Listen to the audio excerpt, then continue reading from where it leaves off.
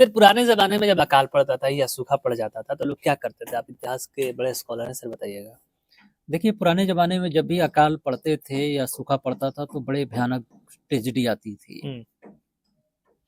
इसमें जो गरीब लोग होते थे, ओबीसी, एससी, एसटी के लोग, सबसे पहले वही लोग मरते थे।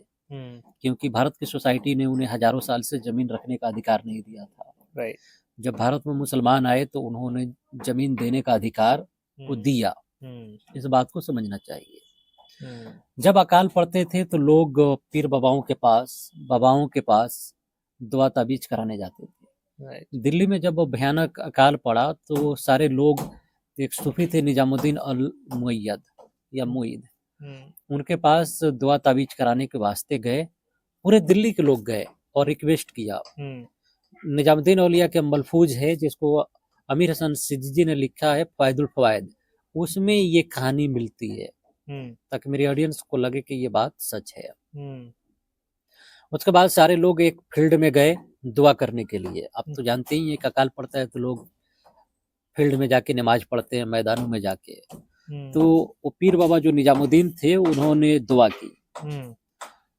की और आसमान में ऐसे ऐसे कपड़ा को फहराया।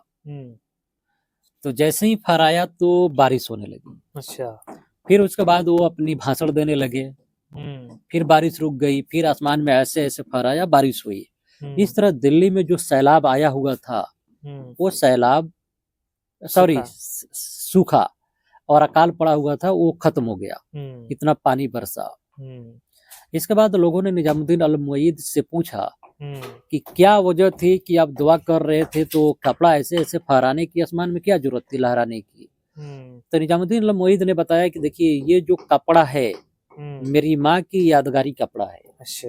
इस कपड़े को ख्वाजा बख्तियार काकी जो गरीब नवाज के स्टूडेंट थे उन्होंने मेरी माँ को गिफ्ट दिया था। अच्छा।